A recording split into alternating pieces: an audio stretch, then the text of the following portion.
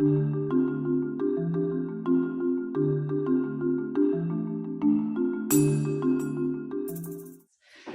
my name's Teresa Fair-Field. I'm an occupational therapist, and one of the questions I commonly get since I work with children and families with sensory processing challenges is how to manage travel for family vacations, for family breaks, especially around airline travel, but even just getting away for the weekend can be a challenge when you've got a child that is struggling with sensory processing. One of the things that I think is important to focus on is that as much as possible, you want to practice and prepare.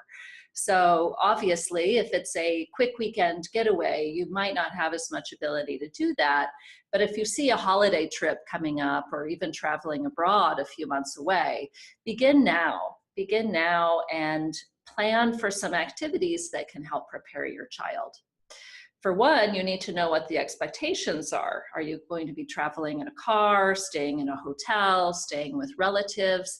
Those all change the scenario as well as the expectation of what the child is going to be able to do.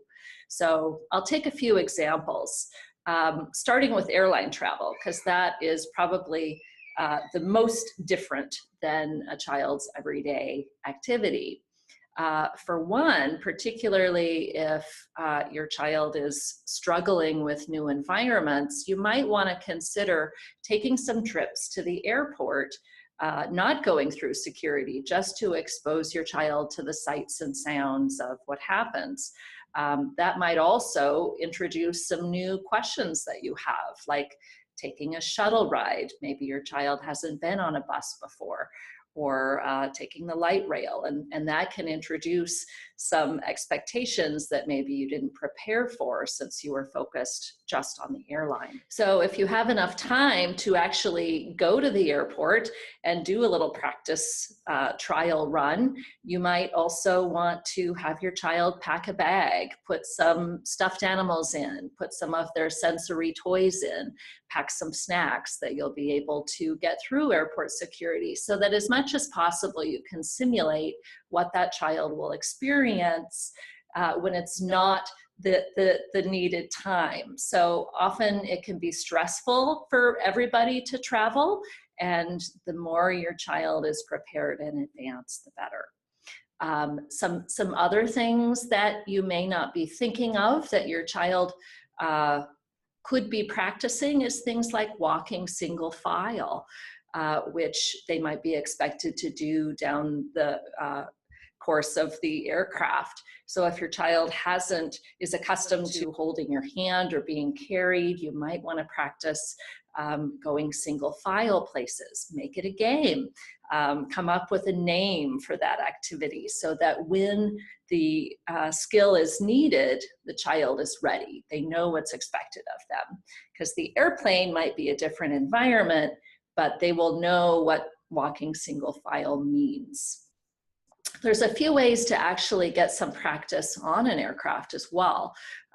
Here in the Pacific Northwest, the Museum of Flight has, for example, a wide-bodied aircraft that you can actually go and practice in and look at the seats, and they're certainly not modern airplanes, but it would give your child a good sense of what the environment is like. And your community may have something similar that you can practice with. Very often, you might check with your local airport because they do have some practice days for children occurring now. They tend to only happen about once a year. So even if you don't have anywhere planned, you might want to think about practicing if you do have family far away so that you can get in on that experience and go all the way through with airport personnel in a practice activity. Another thing that may be upsetting for your child is that they may be parted from their loveys or their blankets when they're going through the security line. So some things like that are things that you just walk yourself through, visualize yourself going through the airport, think about all the activities that you do and how to make that a little less threatening for your youngster. Even if you have no access to those in your area, There's a number of online social stories or videos that you can use to prepare your child for what's coming up.